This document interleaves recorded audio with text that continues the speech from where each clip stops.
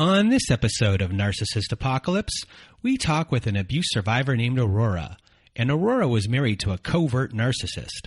It's a story of trauma responses, future faking, coming out, and changing abuse tactics.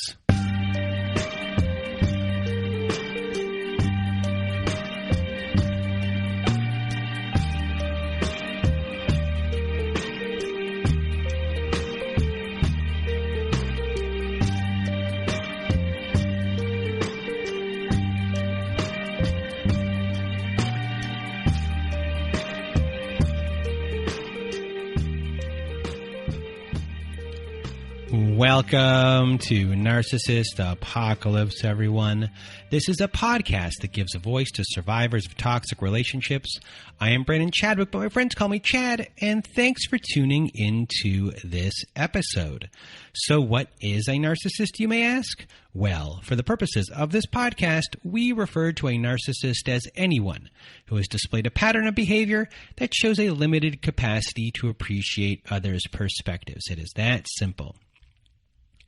And now, before we get to our episode with Aurora, I just want to tell everyone in the Narcissist Apocalypse community that wants to be on our show, please go to narcissistapocalypse.com. At the top of the page, there's a guest form button.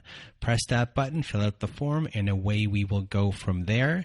Another way to be on our show is to be part of our Letters to My Narcissist compilation episode. And again, go to narcissistapocalypse.com. On the side of the page, it says Send Voicemail.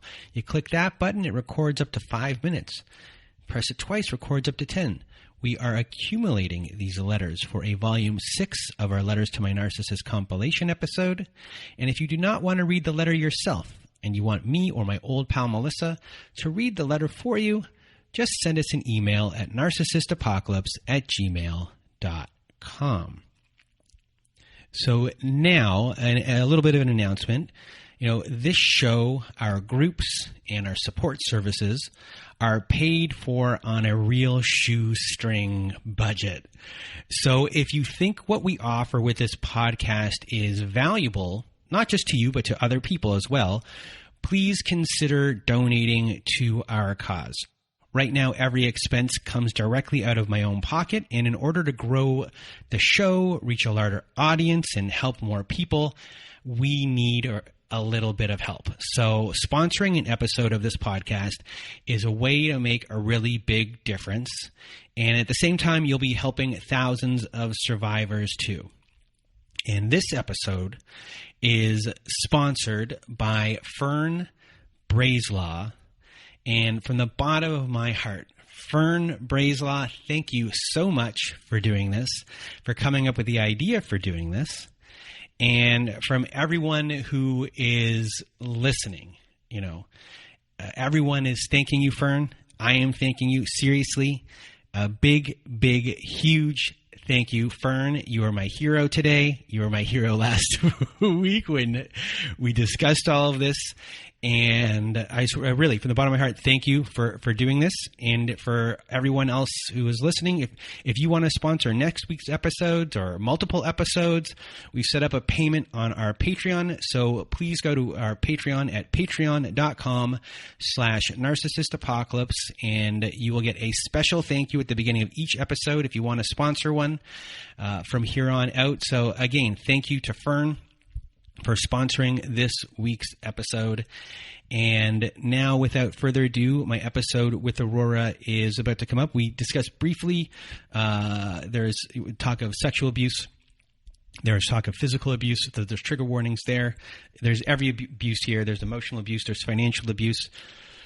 This was an episode where after we recorded it, I think I really must have been tired after, like it might have been late at night, I think, when we recorded it.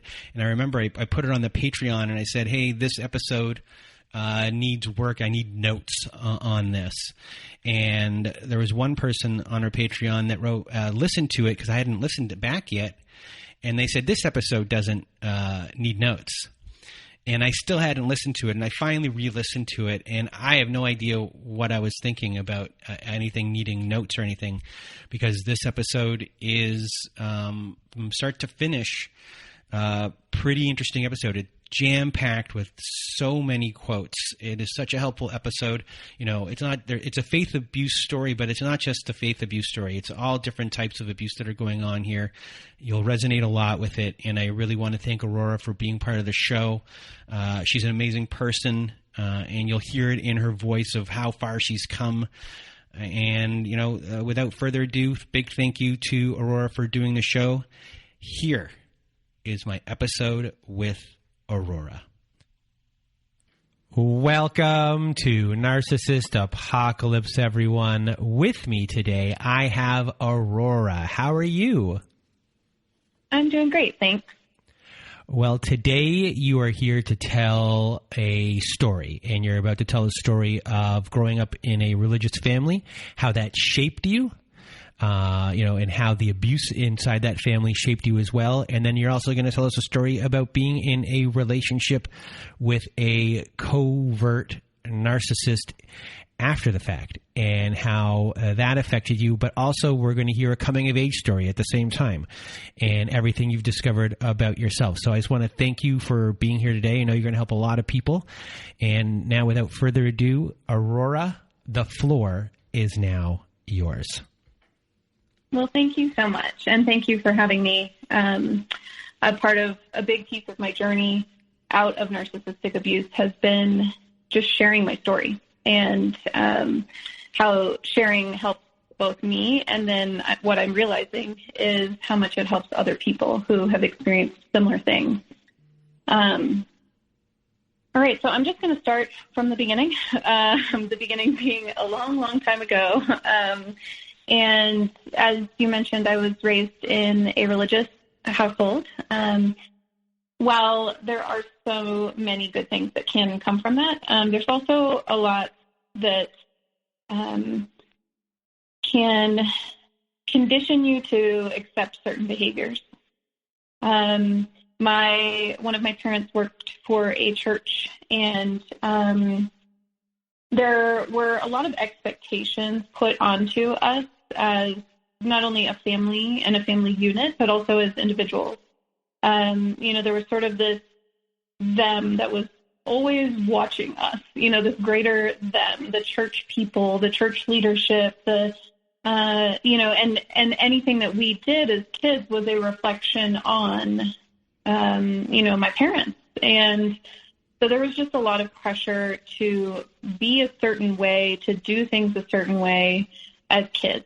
Now, in my deconstruction process and in finding community with other, ex-evangelicals, there's definitely a spectrum out there. There's always somebody who had it worse and somebody who, experienced worse things in their childhood, right? But what I've learned now in my therapy journey is how much I was conditioned and how much I learned to have that mindset, to minimize what I had been through. I was not beaten as a child, and I am so grateful for that. I was not deprived of any physical needs, and that is so fantastic. So because of those things, you learn to minimize the things that you do experience, the trauma that you do endure as a child. Another, major component in that is I would travel with my family to do just short-term mission trips, typically abroad in third world countries. So when as a young child and all through your childhood, you are on, sort of a seasonal basis, like during the summers, we would go and spend time, building homes and doing all these things, but you're exposed to this extreme poverty, this extreme way of life. While that does provide and sort of instill in you this great sense of gratitude as a child, it also is a great tool to help you minimize your issues, right? I mean, every year I was going and I was being reminded, my life is not this. My life is not as bad as it is here, right? So the neglect that I'm experiencing, the shame that I'm enduring, the name calling, all these things that I'm enduring are not as big of a deal, right? Because I go to a good school. I have food on the table. There's so much of my world was just through this toxic lens that obviously I did not know was toxic at the time. So I think another big component is even how cyclical and generational abuse can be within family structures. So, for instance, both of my parents came from from pretty toxic family structures. There was this mentality of staying married no matter what. So recently I was at my grandfather's funeral, and he was married to my grandmother for 52 years. And my grandmother, while, obviously was never diagnosed or anything, I believe that she was both narcissistic and then potentially had a borderline personality disorder. Either way, she manifested a lot of the criteria of any of those cluster B personality disorders.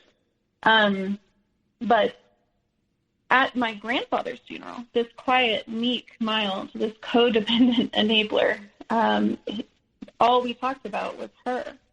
All anyone talked about was how he was such a saint for having stayed with her his whole life, and how that already was just so ingrained in me, even as a child, to stay in a relationship. It's more important to be married. It's more important to reflect that that's what God wants for you than to protect yourself, than to believe yourself, to understand yourself. So those were sort of like those underlying, themes in my childhood, in my youth, that really set the stage and set a good pattern for me to then tolerate the abuse that I endured later in life. Another major component, too, that played a big role in my story is also in my sexuality. So from a young age, probably as young as I can remember, I was always attracted to girls. And so much of what the church can teach and preach about sexuality and homosexuality specifically is it teaches you to gaslight yourself. It teaches you to discredit your own reality with those, sure, well-meaning maybe phrases of, this is just a phase. You'll grow out of this. You don't feel that way. Everybody thinks that at some point, or, there's all these things that that was another major piece that had me so conditioned to gaslighting. The church is an expert gaslighter. There's so much of it that is just you might be feeling, even in a sermon, you might be feeling this, but that's not what God wants. God wants this. And so doubt yourself and trust in this. And so there were so many pieces of this puzzle that just fell perfectly for me to learn in my crucial developmental years to not trust myself, to not trust my instincts, to not trust that I knew what I wanted. And that self-doubt played a major role in staying in this abusive relationship for a long, long time.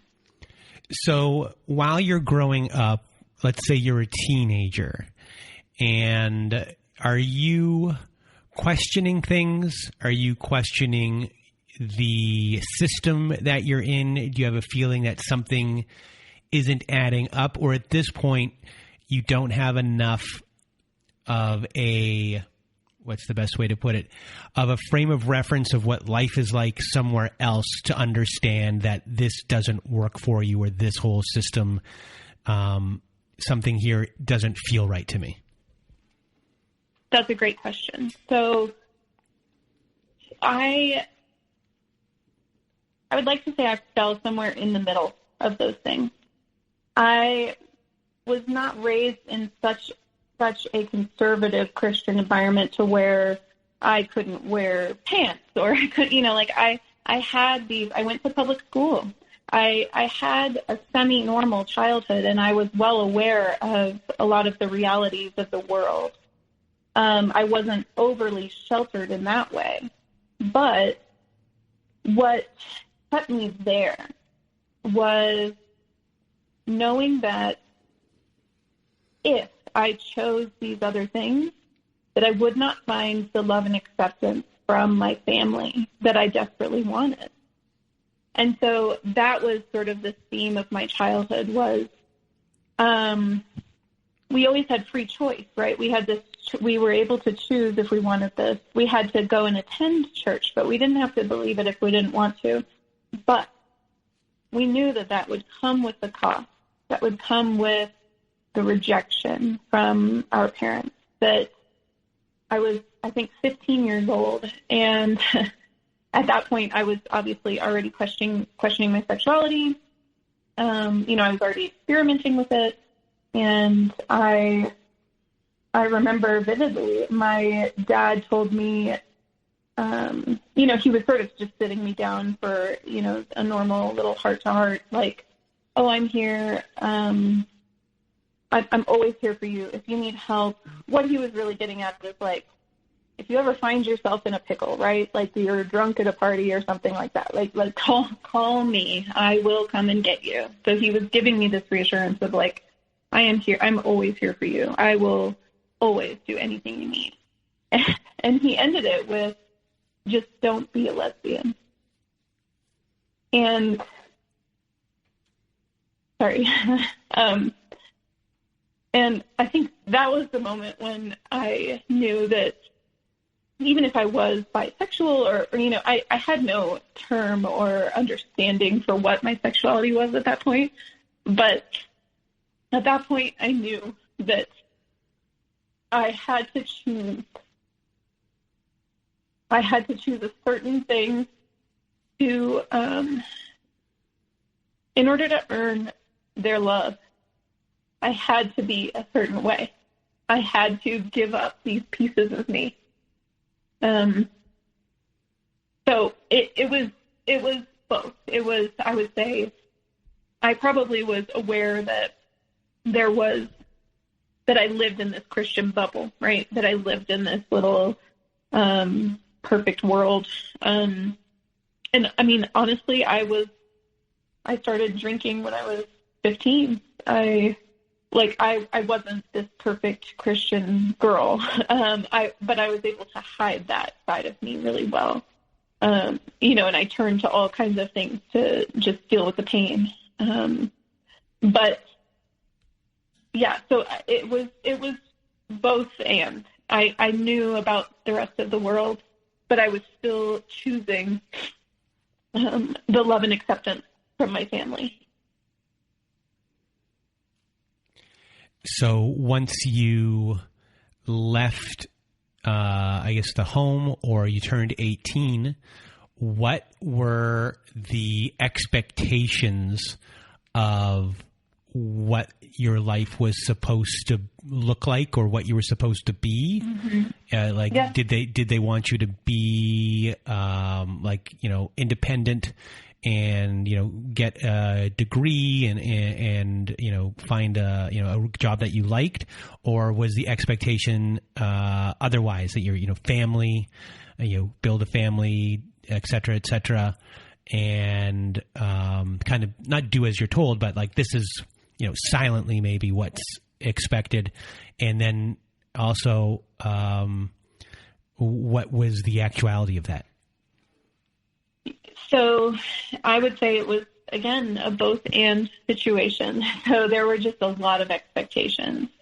There was the expectation of an education. So to go to school, to get a degree, to get a good job, while also the expectation of, find a husband, settle down, have children. There are sort of those, even if those were slightly unspoken, but those expectations within our family structure. So the way I was able to sort of manage all of that was I went to the university where my parents met, and I majored in the major that my dad majored in, just, seeking more and more approval.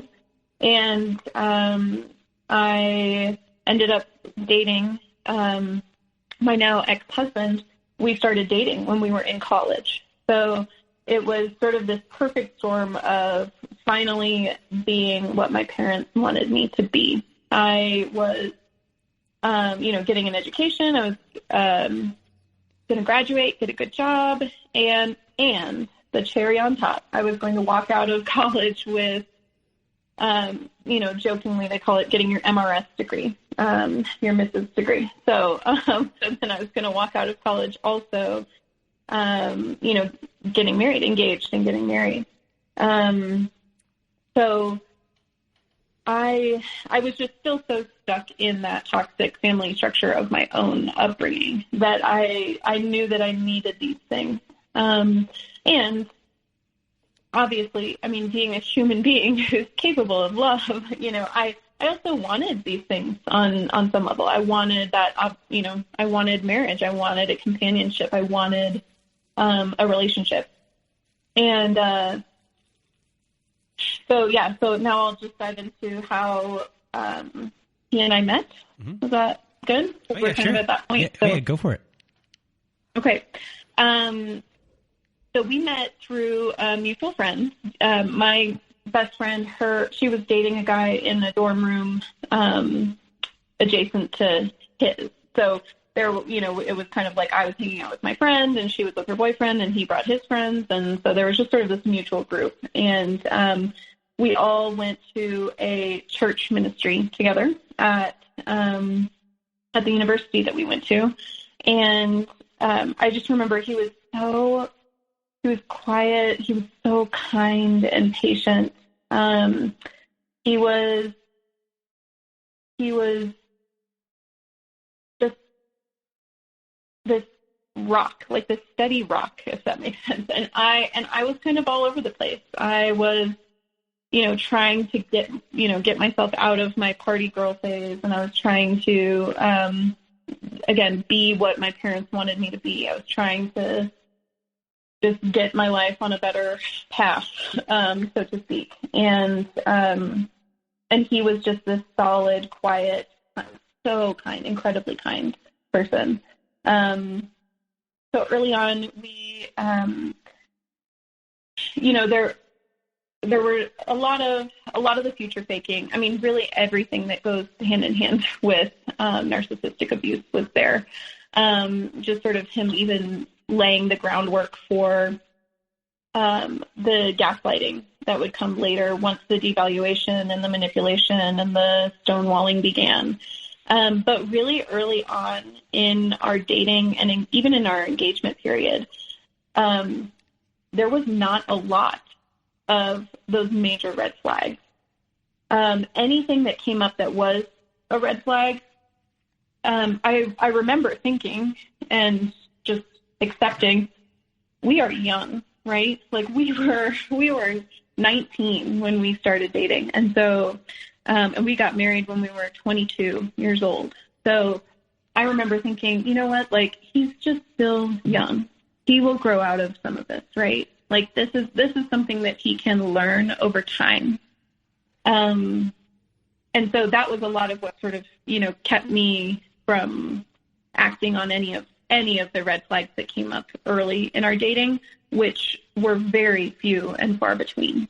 The narcissistic mask was there, and very strong through our dating and our engagement period. I remember we were engaged at that point. It was spring semester of senior year of college, and my mom had come up to visit just for a little bit, and she was asking me, why marry him? And I remember telling her, I've never met anyone this kind before. I've never met someone who was so just wholeheartedly kind. And I told her, it doesn't matter what life is going to bring us, like whatever challenges, like I know that life gets hard and we're young and we have so much we're going to face, but if I can face it with someone this kind, with someone who cares about me this much and who is on my team this much, like, I know we'll get through anything. So I was either fully blinded by it, but honestly, I have spent, years in therapy unpacking all of this, and I, for the life of me, cannot think of any major red flags early on in my relationship with the narcissist. I have a question.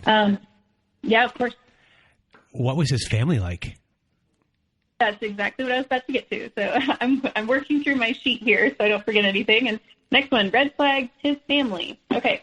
So because I was about to say, if he's not showing any signs when you meet his family, in that family tree, if you meet his family, they might not have the same they may not be holding onto their masks in the same way and on the best behavior. Absolutely. So maybe here we go. So because it's here you go. For people who are listening who are young right now, sometimes the apple doesn't fall far from the tree. And Absolutely. So if you're paying attention to how the family is acting and everything, keep that in mind. So, yes, the biggest red flag early on, beyond just sort of our age and my ability to sort of minimize, like, oh, he'll grow out of this. That's no big deal. And then even sort of the religious aspects of our, relationship, but we'll get into more of that later. Definitely his family. So he is the golden child in the toxic family structure within his family. So he is just put together. He has all his ducks in a row. He is kind and nice and organized. And his family, I personally have never, and I'm an extrovert. I'm an extreme extrovert. I have a lot of friends. I meet a lot of different people. I have never met a family structure that was more toxic, more obviously toxic, and more noticeably just different. At the time, what I sort of chalked it up to was just, some of them are shy, or, they just need to kind of figure it out. Again, my metric for measuring a healthy family was already skewed because I was told that my family was extremely healthy. I was told that my family was incredible, right? We had that enmeshment. We had that our family is great. We do all these trips together. We do all these things. We're so close. When in reality, that's not what I felt with my family, right? And I was experiencing that narcissistic cycle of abuse within my family even. And so for me to see this, for me to reject him because of his family felt counterintuitive. Like it felt dishonest because they had a lot of the toxic traits that my family had. It manifested very differently, but they had a lot of the same toxic traits. But how could I, disown him because of his family when he was accepting me because of my family? Like, despite my family, I should say. So I think, so his family structure, his parents are now divorced, and I don't know much about his father. That's been a big sort of piece of my journey out of all of this, because my ex, he shared very little about his childhood. He never really opened up about much of his childhood or much of his upbringing. He would always say he didn't remember, which, if you know anything about how the mind reacts to trauma, part of that could be true. It could be some solid dissociation, right? His mind is protecting him from the trauma of his childhood, and so he truly does not remember. But it could also be, just another manipulation tactic of the narcissist, to not share too much of what he has going on, but to just want to hear what I have going on. So, his his siblings, the one I believe is diagnosed borderline personality disorder, but that didn't come until more recent years. If I had to, from what I know, I believe there's also some antisocial personality disorder, and there's extreme codependency. There's extreme enmeshment, and the role reversals. It's extremely, extremely toxic. The verbal abuse, the manipulation, the gaslighting, they all do that to each other and with each other. But again, I did not know these terms. I didn't know any of this. I thought, sure, his family's messed up. And honestly, as someone who's extremely empathetic, that was almost a selling point for him.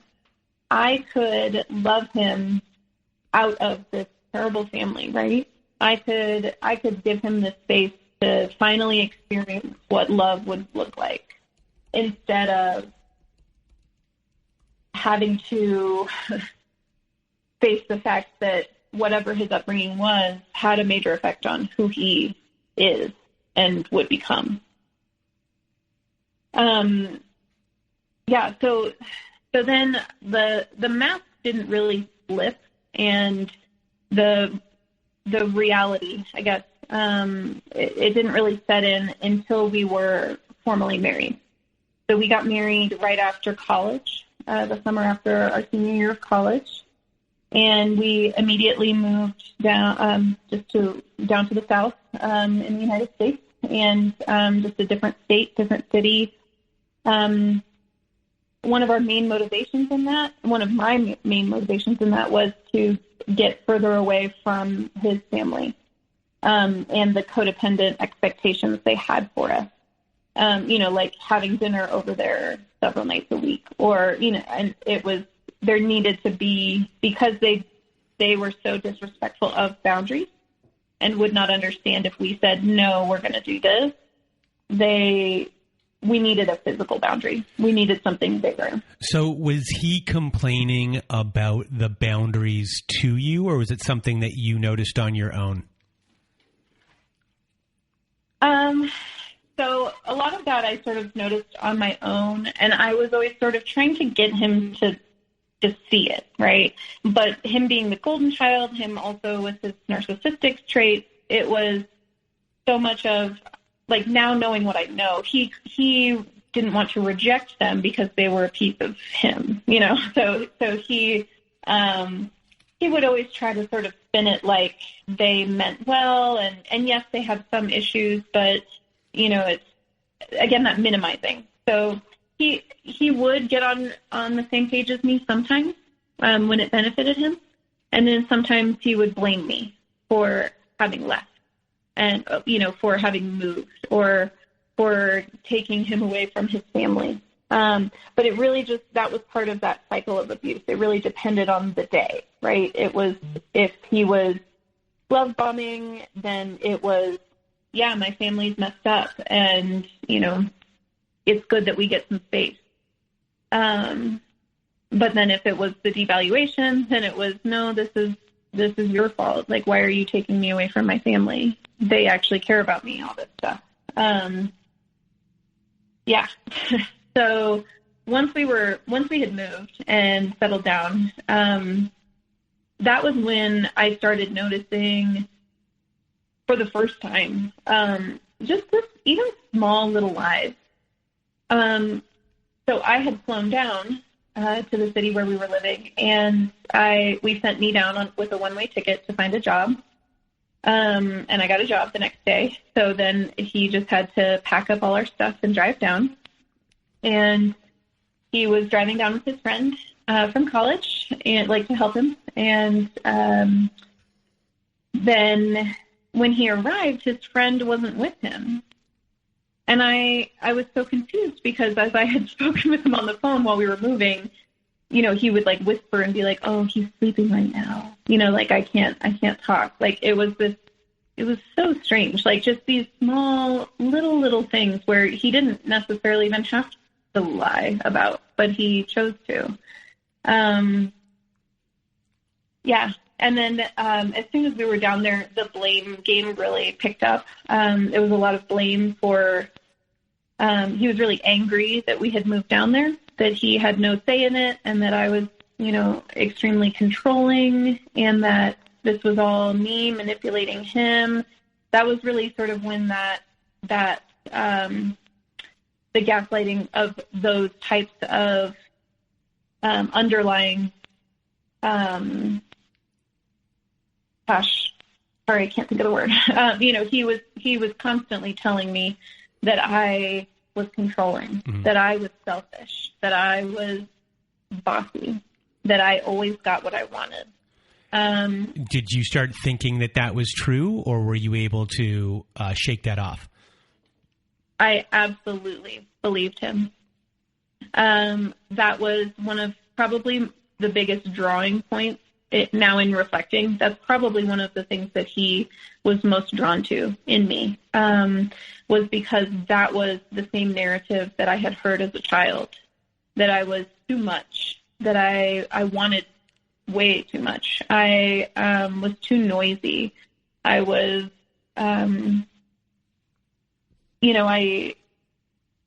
what really was just a child, who's unable to express, hey, my needs aren't being met. My basic, emotional needs are not being met. Manifested as sort of this, I'm going to put it in air quotes, but problem child situation. Because I never got into any actual real trouble, and I got great grades and all the things. And yeah, I had, that party girl phase and everything, but it wasn't that. I was told that I was a very bad child. I was told that they used to say, oh, I can't wait till you have kids. I hope you have one that's just like you. And just so I could sort of get a taste of my own medicine, right? So you are in this relationship, and, the whole love bombing type of stage really, went from, this is just a nice guy. This is a guy, he's kind guy.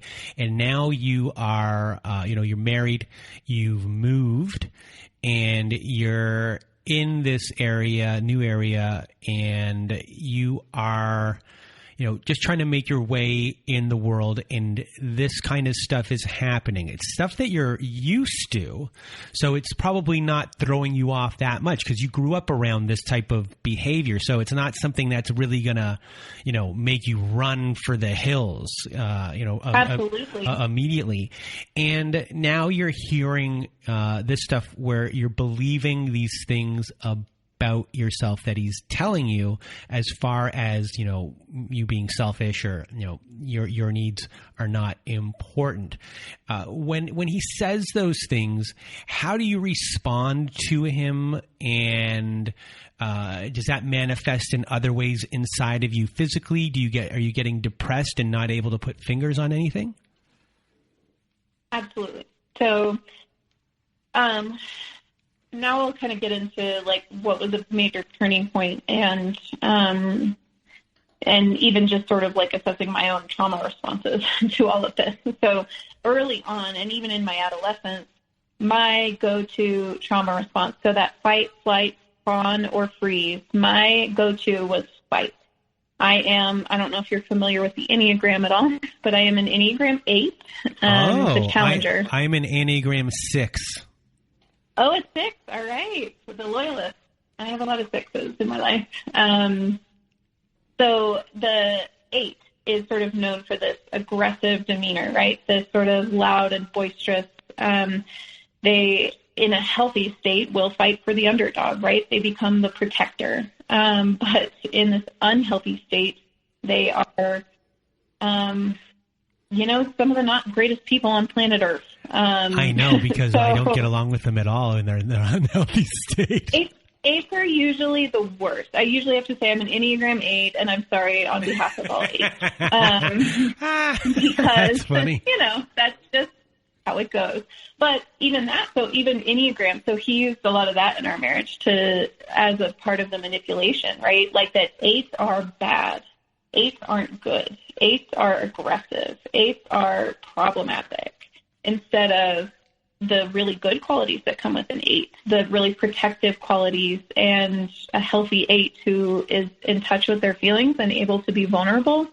Like those are some of the greatest like traits that can come about. Like it's when they're acting more in their area of growth, which is to become a 2, the helper, when they have sort of a more external focus. So I have one question for you. As an 8 in your levels of health, have you ever been in the bottom 3 levels of unhealthy, and how did you act then? Absolutely.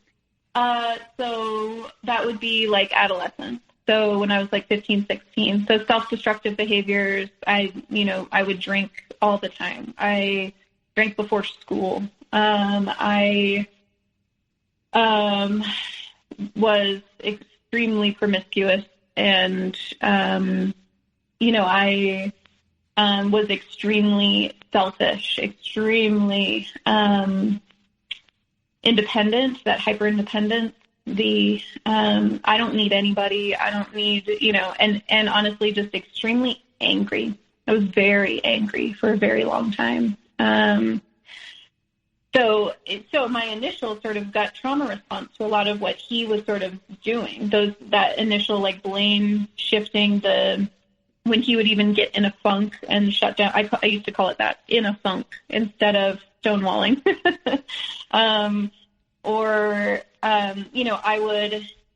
I would get angry. I would get mad. I would speak up. And so things were getting more and more tense in our relationship because me speaking up did nothing but sort of fuel the fire even more. So it was kind of this snowball effect of his mask coming off. It was the abuse really started to pick up. It was that emotional abuse, the financial abuse, the psychological abuse, the sexual abuse, and then what eventually manifested in physical abuse.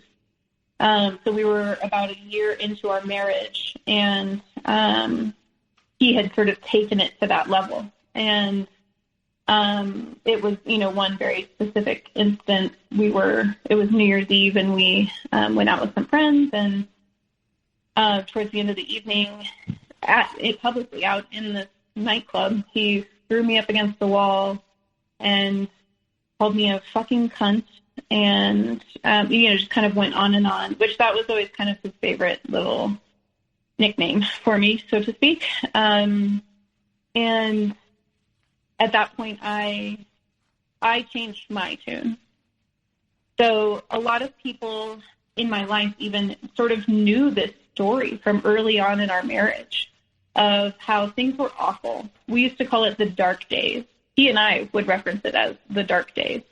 This time when things were just bad, right? But we don't need to dwell on it anymore. We can move forward with this. And so after that incident, my trauma response shifted. So I no longer engaged with him. I no longer fought back with him. I no longer stood up for anything that I needed. I just met my own needs and then made sure to take care of him and tiptoe around him, because I never wanted to face that physical abuse ever again. And so at that point, and not consciously, but it just naturally happened. He had finally worn me down to that point.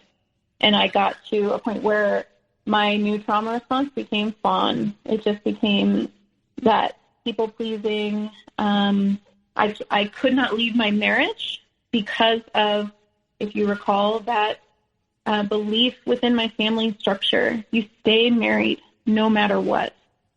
It doesn't matter what's going on. You stay in that marriage, and you will be praised for it. You'll be honored because you are willing to stay with someone who is so difficult to love. And, so at that point, my shift led to, I think he also realized, how I describe it a lot is early on in our relationship, the abuse was sloppy. He hadn't really like perfected his craft. He was sort of pushing my boundaries, seeing how far he could go. And I think at that point he realized that was too far. So he had to rein in his abuse, right? He had to make it manifest in these other ways. And so I used to, after our arguments, I used to type out, hey, what happened? I would just do a play-by-play of what happened. Because somehow in our arguments, it would always turn out that that wasn't what happened, right? Like the gaslighting was so intrinsic. I have notes and notes and notes in my phone of what the argument just was, like what actually transpired. Like, you said this, I did this happened, then we went to sleep or whatever. You know, like it wasn't, because he would get in my brain and and convince me that it didn't happen that way. And so I started to take notes. I started to just jot down everything that happened.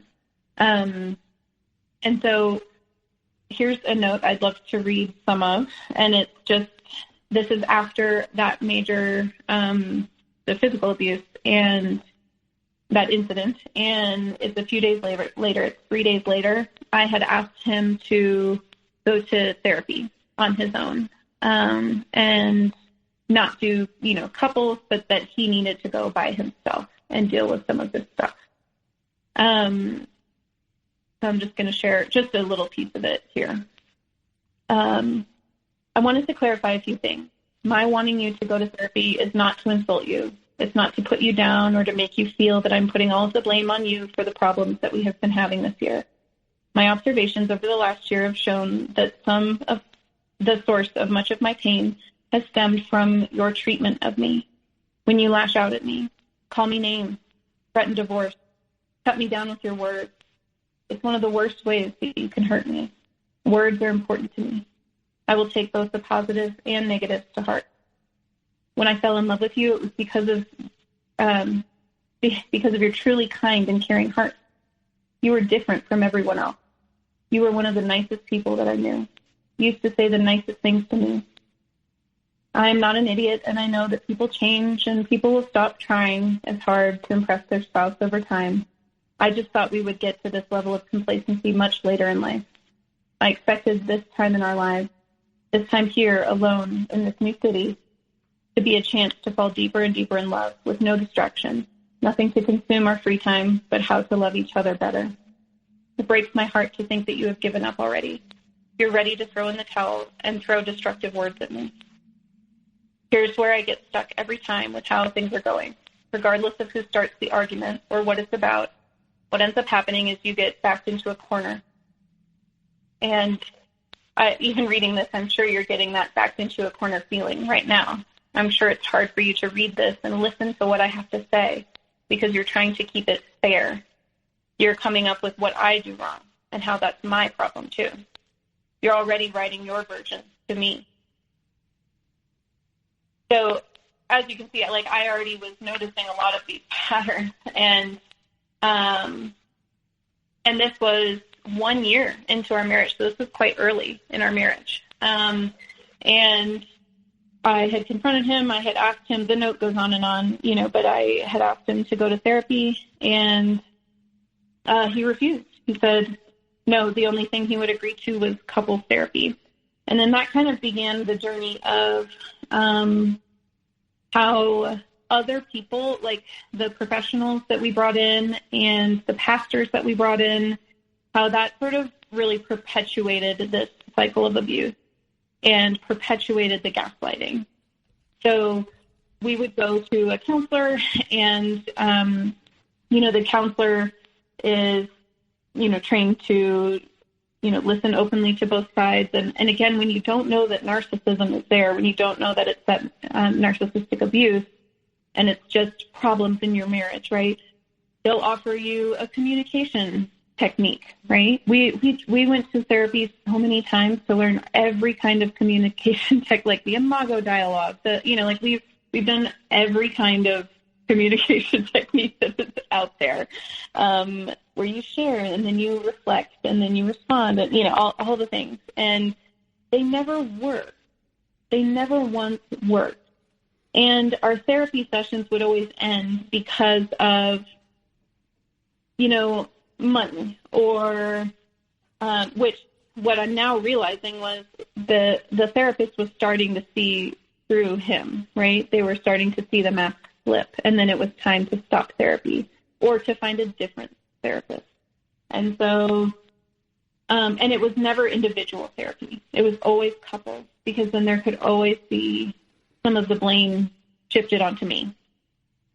The therapy was a big piece of our marriage. And I think it was one of the things that I think, again, helped me believe that things were changing for the better, right? He was willing to go to therapy. Sure, not individual, but couples. And we were working on these things. Were those things still there? Yes, absolutely. But they were so much more subtle. They were so much more hidden. And he became better, like I said, at his craft. He knew how, when, where, and how much was too much to gaslight me, to manipulate me, to control me. So, and at that point, I had shifted my trauma response. I was no longer willing to engage with him, right? And so I essentially had begun almost a gray rock method within my marriage. I almost started to offer him next to nothing, right? I was so shut down from him that it wasn't a real marriage, right? As long as I didn't give him anything, as long as I wasn't vulnerable, as long as I, then, which as an Enneagram 8, that's our biggest fear, is to be controlled, is to be vulnerable. And I've done a lot of reflection on how that also played a role, that I was willing to not be vulnerable because I'm an 8. So I was willing to stay in this marriage, even though it was lacking, completely lacking intimacy, emotional intimacy. So then we had a couple of things happen, just like we lost one of our dear friends passed away, and, that was just kind of a life-altering situation, which honestly just sort of took my mind off of the relationship and the issues. I was so distracted with helping my friend, overcome that situation, that then life just sort of brought its distractions. And I think I had sort of succumbed to, this was my reality, right? Again, back to that pattern from my family, like, you stay married no matter what. So I can stay married if he's going to, if we're going to couples therapy, if we're working on these things. And even though my body was telling me it was not working, my body was telling me that the tension was there. My body was shutting down, but it was still, I was still just so stuck. There was no way out for me. If I left, I would have nothing, because I knew my family would disown me, and, we were young and poor, and, I was so trapped. I even tried to leave once. After that incident, the next day I packed a bag and I walked down to a coffee shop up the street, and I was trying to decide what to do. And I called a friend who was living in another state, and I was like, I don't know what to do. I have nowhere to go.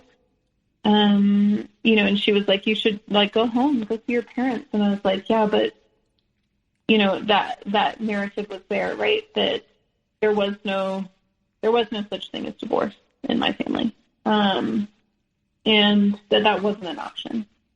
And I remember wheeling my bag back home, to him. And at that point, that was when I think for him, he knew that trauma bond was set in stone, that there was no going back for me. So then we sort of just settled into this rhythm, right? It became sort of these normalcies. It was, I'd wake up and I never knew what I was going to get, because the love bombing with covert is phenomenal, right? With all narcissists, it's exactly what you want to hear. It's this perfect, just everything you want to hear. And then there's the name calling, the devaluation, and then it leads to our typical cycle. So he typically would stonewall for 3 days. That was kind of the standard amount of time. And like I said, I always called it in a funk. And I remember early on being like, how can I help you get out of this funk? I'm seeing it as like, he just needs some space, right? He just needs some time to decompress, to think about things, and that's okay. Because I also have that hyper independence from my childhood as a trauma response. So I don't mind being independent, right? It was, then I had time for me to do me things. But eventually his manipulation led to me not engaging in me things during the stonewalling, because that was going to be met with more manipulation. So, then fast forward and we started having children. Again, at this point, I'm thinking our marriage is safe, right? Like, he doesn't hit me anymore. He's so different now, different being, very relative.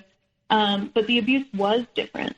I just did not know that emotional abuse was a thing. I didn't. If I had known that, my childhood would have crumbled, right? My everything would have, the bubble would have burst if I had known that emotional abuse was abuse.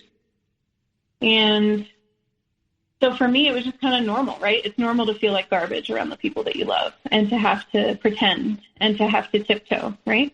Because that's what I had done my whole life. So I just tiptoed around those eggshells, and he would, keep to his cycle of abuse. And I developed extreme hypervigilance. So I was just constantly go, go, go, go, go. As long as I just kept going, doing, and, just running around like a chicken with my head cut off. As long as I maintained that, then things were okay. So I don't know if you have children, but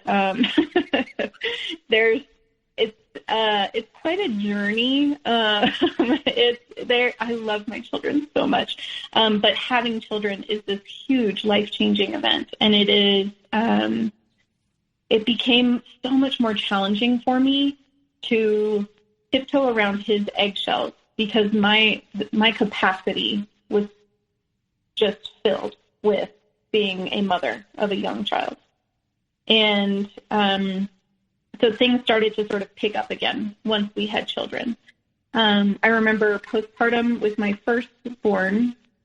I had pretty bad postpartum depression, and I would just lay in bed crying every single night. Like, I would just cry myself to sleep, and just laying next to him, and that was kind of a normal for us too. I have so many memories of just laying in bed crying. And I knew he heard, I was trying to be quiet, but I knew he heard. I knew he knew. And that he wasn't comforting me, or, it wasn't this like laying in bed crying and he's holding me. It was like me curled up on my side.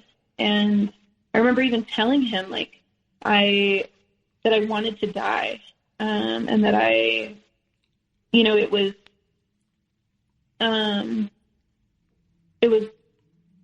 he then took that time. So in that postpartum period, he signed us up for couples therapy again because he wasn't feeling love. And obviously I was struggling, right? I was really struggling. And we get to the counselor, and he essentially waltzes me in, and it's just like, she's a mess, I don't feel loved by her at all. She doesn't do any of the things she used to do, because hypervigilance was what maintained my relationship, right?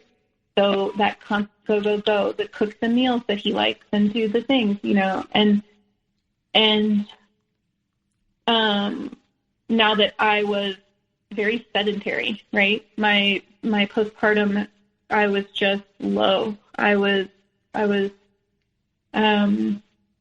I needed help, obviously, but, you know, and I tried to sort of, you know, explain that I was like, I'm just postpartum, I'm dealing with a lot. And, you know, I wish that he would, you know, just like recognize that it's a season, right? You know, like that, can't he help himself right now so that I can at least just take care of me and the baby? But, you know, then we no longer went to see that therapist ever again, of course. So,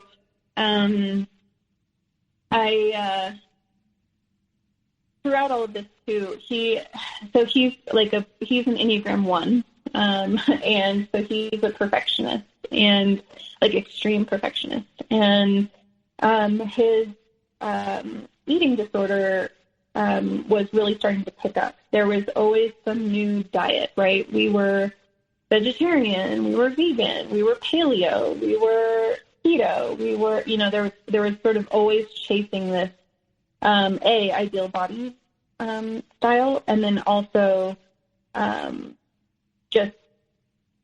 a lot of it was even just the control, right? Just being able to control it and move into some different diets.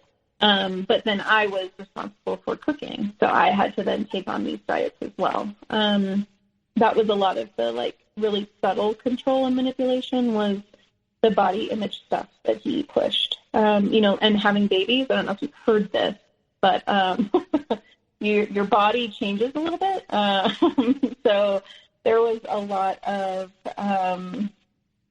just shame there, you know, shame around my body postpartum, and I felt out of control. One of the things I learned to do as a coping mechanism, right, was to control my body. I dieted. I was constantly trying to be thinner and do all these things so that he would, like, to avoid those eggshells, right? That was another just trap in our marriage. So, but when you have children, it's really challenging to, like, uphold those physical ideals. And, you know, he would say, like, subtly say things like his, you know, like his ultimate fantasy was like some, like workout, you know, attire. And, like just as these subtle jabs of like, he wants someone really fit. And then there's also the piece of motherhood that also just transforms you, right? You can kind of see it as taking a sense of yourself away, but it's also so rewarding as well. So I think the motherhood, almost the guise of motherhood, I guess I was able to project that onto motherhood, right? That I felt different. I felt worse. I felt terrible because of motherhood, not because of him, not because of all the abuse, right? It was motherhood. Like my life was changing. So of course I felt terrible. So I ended up having a second child as, to see if that would actually help with the postpartum depression, because, he was very anti-medication, you know, just that like food is is our medicine type mentality, or, and whereas I love, medication, not in an unhealthy way, but I absolutely was open to taking an antidepressant or, you know, like, but that was a big no-no. That was a big no-no. So I wasn't allowed to, seek medical, you know, like that type of care, would have been a big no-no. So one thing that was recommended to me by my midwife was that sometimes a subsequent pregnancy can sort of reset your body chemically. And fortunately it did. So, so then we had our second child, and it really just reset my body. It reset that postpartum depression clock. And I finally kind of felt like myself again. And as much as you can feel like yourself when you have two children under the age of 2 and, are drowning in an abusive marriage. But I no longer at least had sort of that physical, I was able to maintain my hypervigilance again. I think that's the best way to put it. I was able to get back to that go, go, go, to keep facing that reality at bay. I had developed obviously a lot of avoidance tendencies from my childhood. And so as long as you can just keep moving, keep going, keep doing, then you never have to actually face your problems. But that's not true. So then that was kind of the status quo for the early, the young parenthood phase of our relationship. So then we get to the beginning of the end. And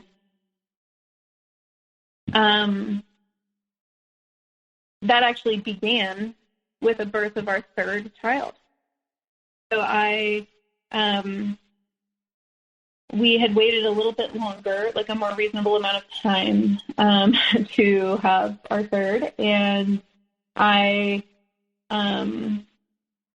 I really wanted a baby girl, and, there was all the things like I wanted a third, and but I was nervous that I would have postpartum depression again. But to me, it was worth the risk. Like I wanted another child. And, so I was pregnant and, ended up developing, HELLP syndrome, which, they don't really know the cause of. It's your liver eventually just starts to, consume the placenta. So it's essentially advanced preeclampsia, which preeclampsia is what women die of in childbirth in modern days. So, I was dying, and, I was only 27 weeks pregnant at the time, which is, the average pregnancy is 40 weeks. So I was not even into my third trimester yet. And so we had to deliver my baby girl at 27 weeks, into the pregnancy, just to save my life. And so obviously that is like an extremely traumatic birth and an extremely traumatic situation. And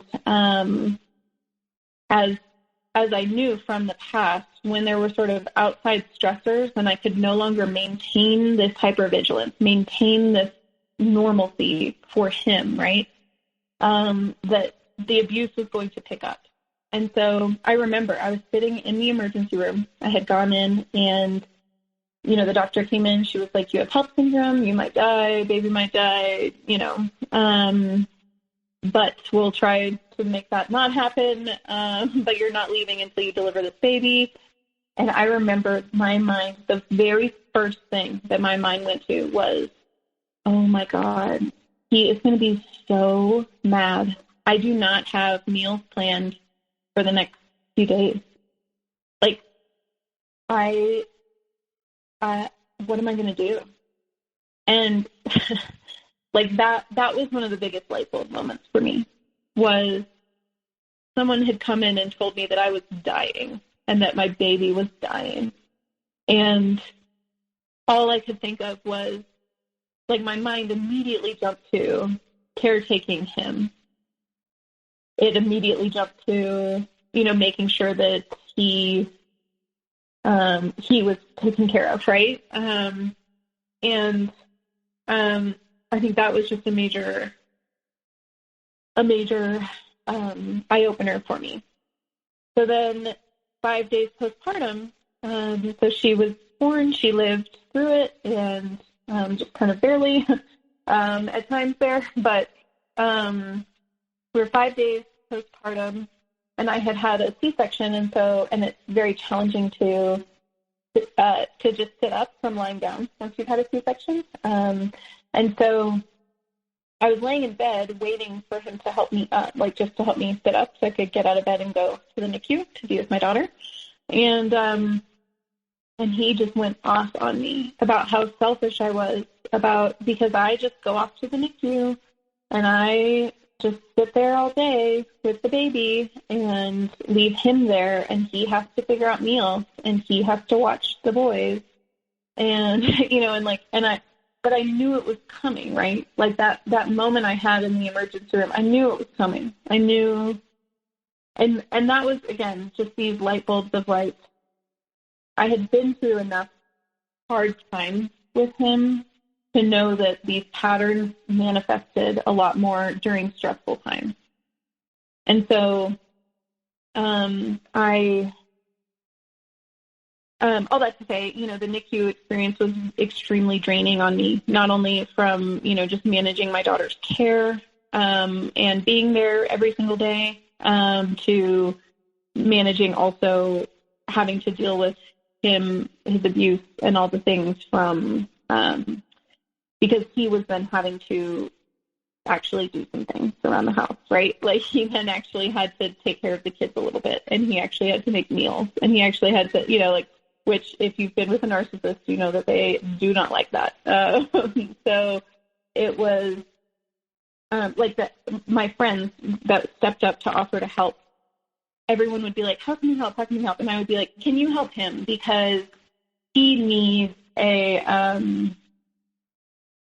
can you make meals, but meals for him? So I was asking people to make these specialty, weird diet meals, right? Like, no this, no that, yes to this, not that, and just to bring to the house for him.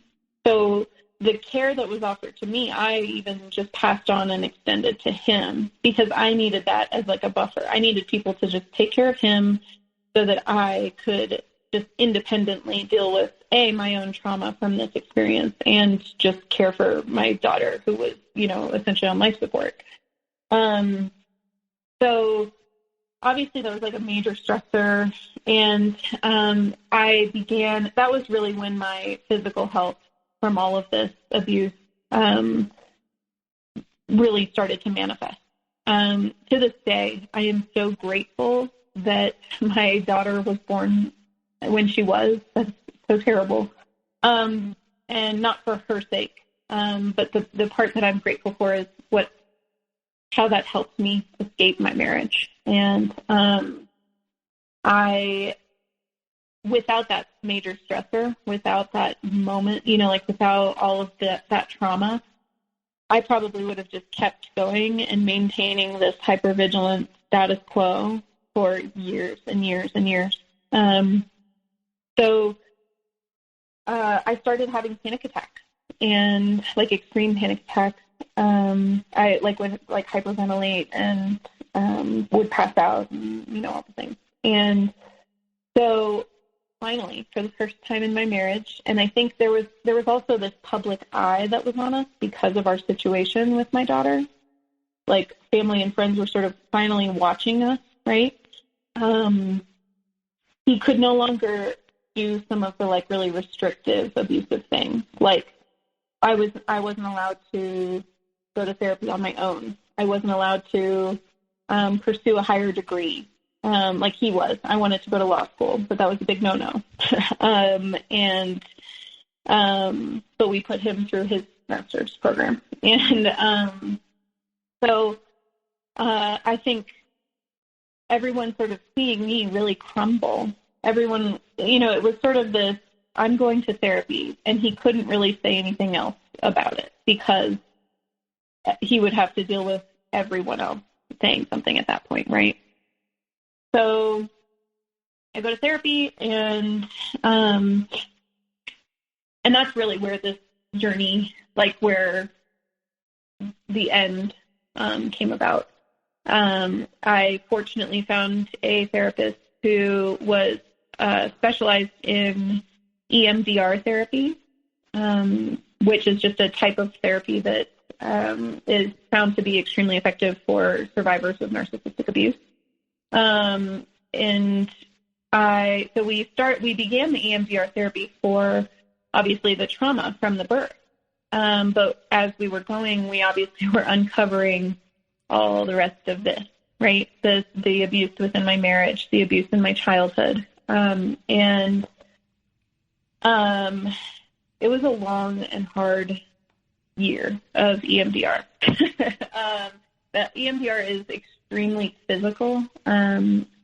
You leave a session and I struggle to move. I get really sore, like it feels like I just got beat up. Because you carry it all in your body, and EMDR helps you to sort of access that. And it, so I have a question.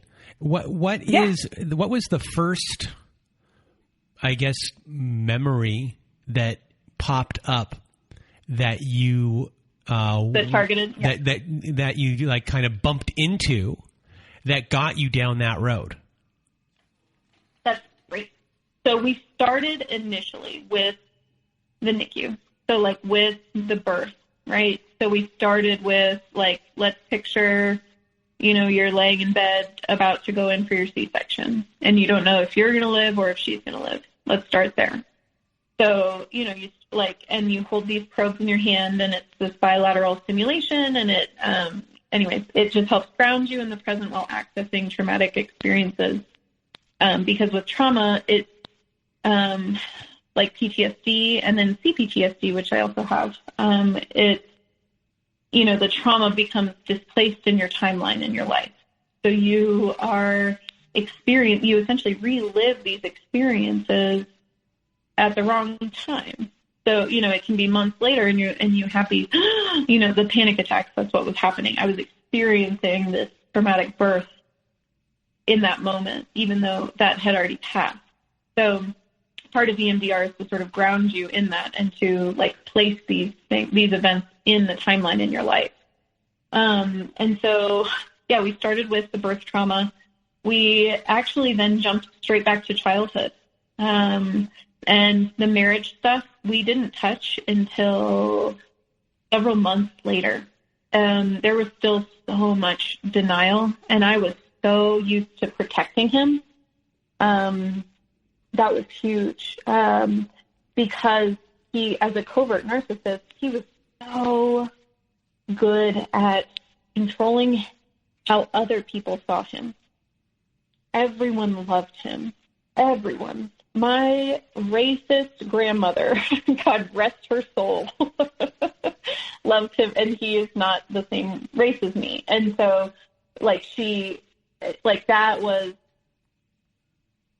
was all a part of the gaslighting, all a part of the manipulation. No one was going to believe me about any of this, right? Because he is the golden child. He's the golden child in his family, the golden child in my family. Like he is worshipped everywhere we go. All our friends love him. It was just this perfect storm. And so we didn't get to unpacking the marriage stuff until about 6 months into that intense trauma therapy, when all of a sudden I was like, oh, we just started pulling at those similar threads, and it was like. So is that how your therapist got you to at least go back into childhood, because you were trying to take a similar thread of what was happening in the postpartum stuff, and you're like, let's see what happened in childhood. Maybe there's a connection here somehow. Yep. So you went backwards to figure out a connection, and then in the process you started going forward, and things started getting uncovered, and then your therapist was like, we're going further. I'm not giving you a choice. We're just doing it. Yep. Okay. Absolutely. So at that same time too, I had a close friend who was going through something similar. Her husband was diagnosed with borderline personality disorder, which is similar in a lot of ways, a cluster B personality disorder, but manifests quite differently. But either way, she was sort of unpacking this hidden abuse within her relationship as well. And so we would go and, we'd go on runs together, and she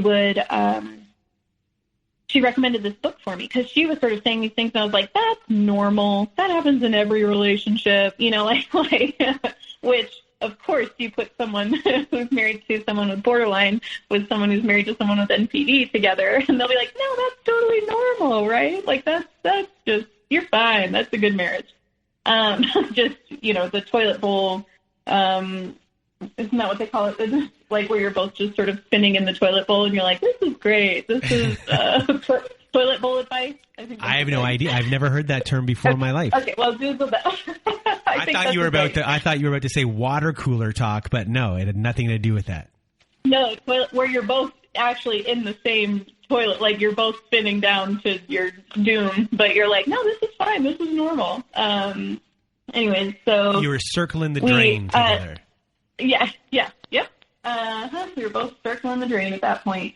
So she had recommended some books that she had just sort of been, getting into, again, she had a very similar story. Like they had children and it was always there, but then it got worse and things, then couples therapy and blah, blah, blah. Same story, different day. And so I read The Emotionally Destructive Marriage by Leslie Vernick. And I found it really helpful because with covert narcissists, when I started my research journey on narcissism, which wasn't until after this book, but when I started my journey, some of it doesn't fit with covert. Some of it doesn't work because that grandiosity, it absolutely exists, but in a very different way. So that grandiosity isn't this like showboaty, oh, look at me, I drive this awesome car and I do all that. Like their grandiosity lies in, sometimes, for me at least, it was those expectations. His grandiosity was what he expected of me. He expected a perfect body. He expected me to cook meals. He expected me to, not have wants or needs. He expected me to be capable. Like there was all these expectations around what I needed to be. And that was his grandiosity. No one is capable of maintaining what I was maintaining, which obviously crumbled over time. So I read the book, and the book gives you this really good sort of template to walk through with them. And you share, you ask them it's like a compliment sandwich. You ask them a few questions. How do you feel about our relationship and all these things? And here's some things I love about our relationship. Here's some things I don't. And here's some things that, again, that I appreciate. So I shared this with him. And, initially the question was, how do you feel about our relationship? And he shared, he feels great. Everything's good. Then I shared my compliment sandwich, and he sort of retreated into his office for several hours and emerged with a 3-page typed out document of pretty much how I have ruined his life. And he didn't want to move anywhere that we moved. He didn't want to have children. He didn't want anything, and that I always get what I want, and I'm too demanding of him, and all the things. And which the book I had read said, if you're sort of met with this, you might want to go down these avenues. And it discusses the cluster B personality disorders. So that was kind of my first, the really big, you should probably look into narcissism. So then I really dove into the research with narcissism and narcissistic abuse, and which is actually an avoidance technique. So instead of feeling the deep feelings of how awful it is to be treated this way in your marriage, and the pain that comes with it, and just I found comfort in just reading and continuing to just read more and more and more about narcissistic abuse. But the reality is everyone goes through that process and does need to go through that process, because they're just trying to understand, even though they know how before you get to the feelings aspect, most likely they're angry or sad. But before they even get there, they know that, they're just trying to understand what they're dealing with. And a lot of people who might think the show is ableist or something along those lines, we're not talking about, really demonizing personality disorders. We're talking about the toxic versions of these people with these disorders, because not everyone is a toxic person, and understanding the ways they work or how they are behaving is crucial to kind of start unpacking or getting to the next stage. So for you though, you felt like the reading of that book, it's kind of telling you that you're avoiding. So did you take that to heart? Yes. So what that looked like was I was reading. I had figured out that he was a covert narcissist, and I knew everything there was to know about narcissism, and yet he was still around, right? Like what was I then still doing? I didn't want to have to finally face him and leave. At that point, I didn't have a career, right? I was a stay-at-home mom. And I was extremely financially dependent on him. And I never went to law school or whatever, I never pursued my dreams.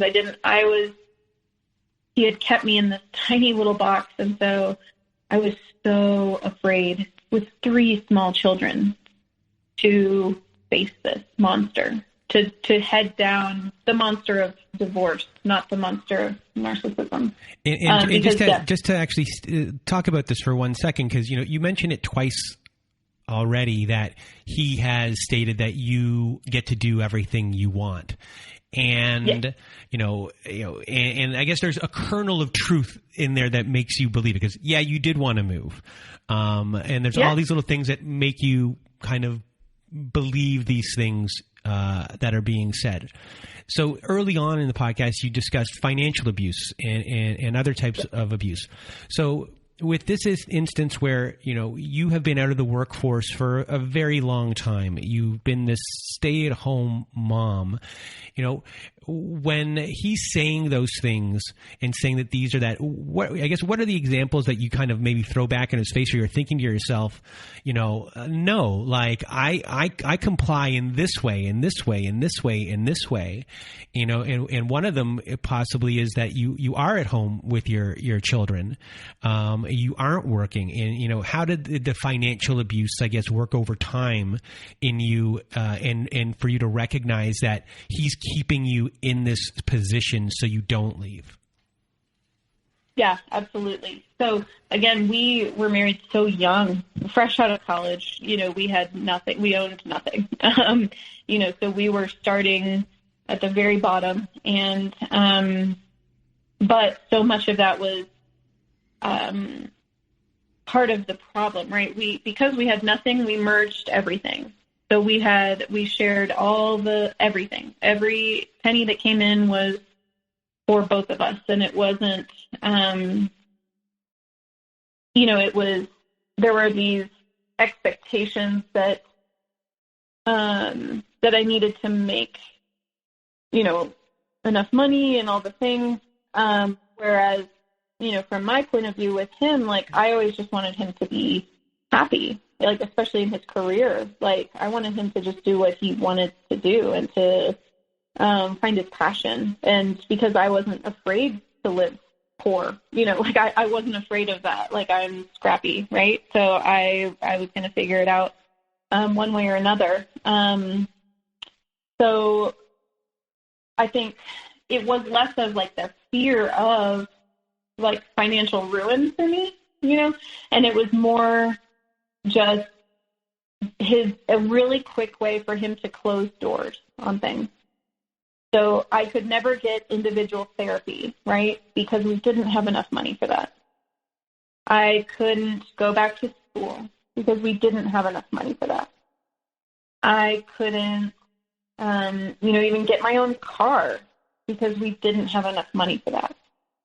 So it's these really just, which the reality of that was actually true for a long period in our marriage, just with his career and, just the struggles and everything that we went through financially, but, student loans and things like that. So then I did what I always did, right? I turned to my own resourcefulness. And so I started my own business, which was extremely successful. And the next obvious step, because I was working, way too many hours from sunrise to sunset every single day of the week, I wanted to purchase property for this business and to hire people to help me because I was operating as a sole proprietorship. And so, but absolutely, that was a big no-no. If we were going to spend money on property, it was going to be for a house for us and not for my business. And then, so I stopped that, and I really sort of took a step back with my career at that point, because then it was, time to have children. And so since things were sort of coming to a close with my business, it was just sort of the next natural step. And what's interesting is I never actually, I was not the type of person, especially as a child. I wasn't like, oh, I'm going to be a mother someday, or I'm not the kind of girl who like, oh, your baby's so cute. Can I hold your baby? I'm not, it's terrible. I'm not a baby person. I'm not like I never had that innate drive in me. And something did switch in me in my late 20s. I'm sure it was mostly biological, but, and I wanted children, and I wanted each and every one of my babies. Absolutely. But that wasn't necessarily like my personality, if that makes sense. I always envisioned myself sort of climbing this corporate ladder or being the CEO of something.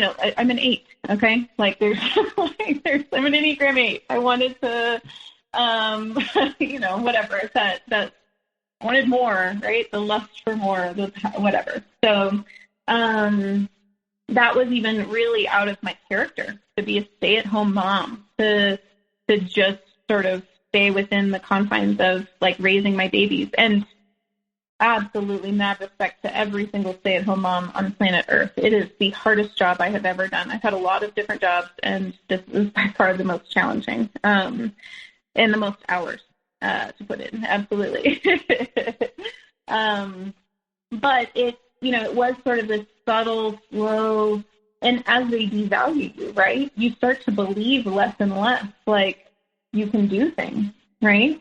So I went into our marriage this like bright-eyed, entrepreneur ready to take on the world. And, eventually I'm shutting down my business, and I'm not going to school, and I'm staying home with my kids, and I'm, because I'm believing these lies that he's feeding to me over time, which keeps me in that dependent state financially, which that is one of the biggest obstacles, absolutely, to leaving, is how will I survive? How will I feed my children? How does all of this work? Even the money to hire an attorney to leave is next to impossible to find. The financial abuse was very, very prominent in our marriage. Sometimes it was as subtle as, so a lot of it was he wouldn't buy me things ever. Like I would ask for things specifically for my birthday or anniversary, and he would not get those things. Part of that was also the devaluation rate. That was a great way for him to just say, like, I know exactly what you wanted, and I didn't get it for you. And, it got to the point where I became very clear about what I wanted. There was less of the like, oh, I hope he surprises me with, X, Y, and Z. It was like, I want this thing, please, and that's it. Like, it's $40, and that's it. Like, can we, but then, birthdays and anniversaries and things would come and go, and those things would never show up. And so, and even the subtleties within that gifts is one of my big love languages, and how he would, the devaluation there, he would say that, like only spoiled people have gifts as their love language, or that's not a real love language. That's like one of the fake ones. And, and all these things where it's legitimately a real, like that is a real thing. It's okay to want gifts and to give gifts. And, I think that was the bigger thing, was once he stopped buying me things and doing things for me, I then started to do those things for myself, which that was a lot easier for him to manipulate, right? For him to shame me on. Like, you need to stop spending money. You need to stop doing this. You need to do that. And, yeah, so it was this gradual shift, right? From the love bomb early on and him buying me things and all these nice things, and then to him not buying me things, so I bought them for myself, and then to me doing none of that, and to being fully financially dependent, and knowing that if I spent money, I was going to have to face him, right? I was going to have to hear it when I got home. And honestly, even just the transactional relationship that he would use with sex, like, it became, this, that's fine as long as, then, insert whatever sexual favor here. And how that was one of the bigger pieces for me to undo in my journey out of this, was how much sexual abuse was present within my marriage. Because I think so many people just don't, like, once you're married, especially the Christian narrative, I should say, is like, you go from this purity culture mindset of like, don't do anything and don't, like, absolutely not, save it for your wedding day. And then it's your wedding day. And then it's like, okay, now everything's fair play, have fun. But then in that process, you never build these normal, the normal social parameters around sex, right? It becomes this, you're taught as a Christian woman that, that's something your husband needs. And so you should just, give it to him, because even if you don't really want it, that's okay. He wants it. And that's what's important. So there's, again, these subtleties of religion sort of playing this role in gaslighting, in having taught me my value and taught me my worth as sort of less than, and not to listen to myself, but to listen to other people, that his needs were more important than mine, instead of, instead of it being a mutual thing. And marital coercion is rape. It's not, you can't package it any fancier or nicer than that. It's not okay. And that was huge in our relationship. Was I just had, if I wanted to avoid the cycle of abuse, the stonewalling, the evaluation, all I had to do was put out. That was it. And it was. That was really hard to unpack in therapy, was how much sexual abuse there was even within our marriage. So, I guess, where were we when I asked that question? Discovering narcissism and deciding to leave. Yeah. Okay, so after having read a lot of those books and finally understanding what I was dealing with, and understanding narcissism and narcissistic abuse, and everything just fitting so perfectly, it took me a while. It took me several weeks, but eventually I asked him to move out, and through this process, he was constantly pushing my boundaries, right? Boundaries are a big no-no for narcissists. And so me actually finally having boundaries was, as you could imagine, causing a lot of issues. So towards the end, there was a lot of fighting, a lot of just problems and tension, because suddenly I had a voice. Suddenly I had wants and needs. Suddenly I wasn't just rolling over, right? And I was doing this very differently than in the past. I wasn't angry and yelling. I wasn't, I wasn't going into that trauma response. I was calm and cool, and just suddenly was learning my own value, and suddenly learning what I deserved. So with that friend who was, taking her journey through her toxic marriage, we signed up for it was a group therapy class on domestic abuse. And it was obviously, again, the money stuff being huge there. So it was a class I was taking. That was kind of all I shared with him, that I was going to take this class, and the class advertised itself very carefully, like it was called a empowerment course or something like that. Like it wasn't, you had to call them to speak with them to know what it was actually about. Like it was sort of this word of mouth, underground, yes, we're here for domestic abuse. And that way it wasn't advertised as such, like if your aggressive partner finds these things and knows where you're going, kind of a thing. So I sold some stuff on Marketplace to finance this class. And I went to this class it was a several week course. And that was really the big turning point for me. I was finally in a room with a group of women who had experienced very different but also extremely similar things, and we just hearing everyone's stories and sharing my story, and again, back to that need to minimize that had been just ingrained in me as a child, sharing some of these stories and seeing people's faces, right? Like the shock value and like on their face, like that happened, and where I had downplayed it so much. I had been like, yeah, but like that was a long time ago, or like, like it's no big deal. Like it was so helpful to just validate me. I felt so validated for the first time in my life. So I asked him to move out. He did.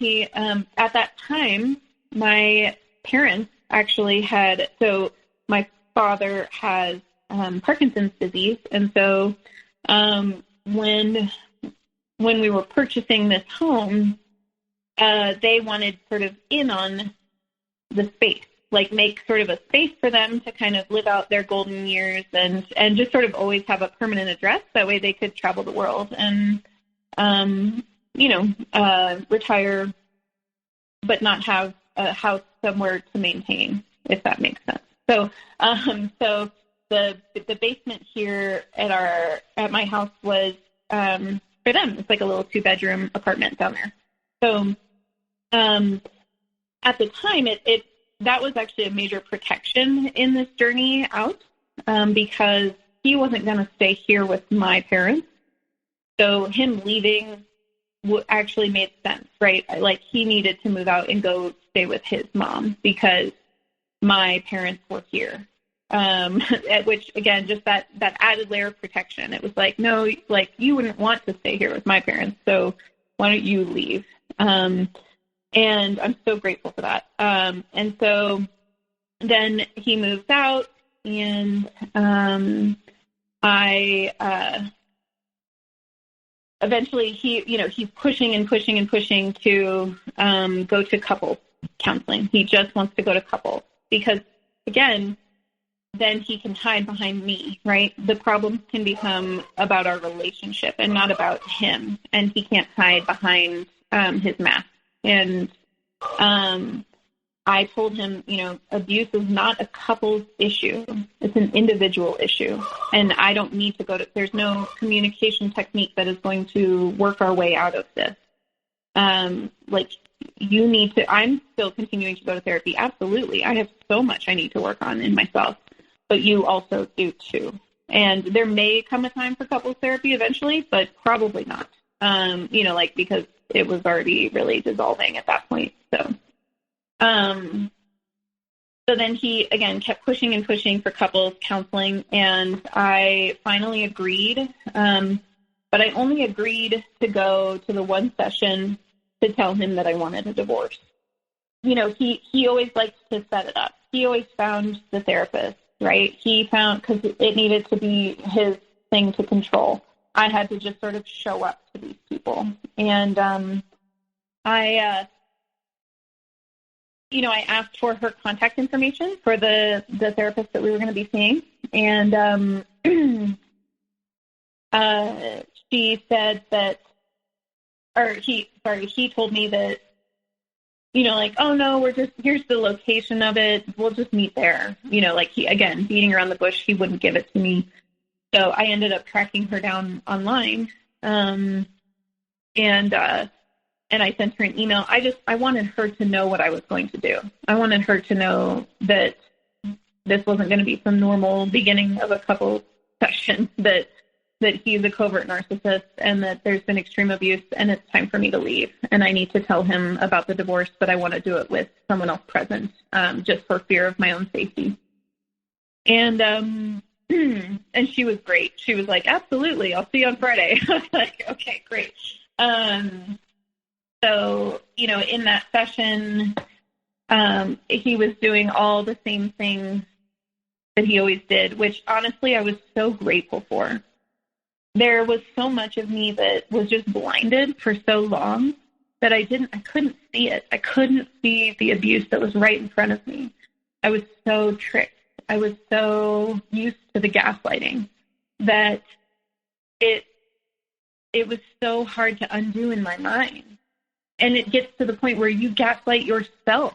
You start to just, you don't trust your own reality beyond, because they teach you to doubt yourself. Like it's a real mind game. So fortunately he was doing all the things that at that point I was more empowered with all this knowledge, right? So I knew what he was doing. He was blame shifting. He was,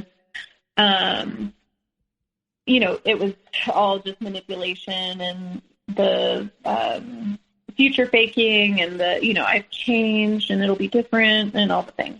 So I listened to his side of the story, and then I shared my piece, which I would love to share now with you.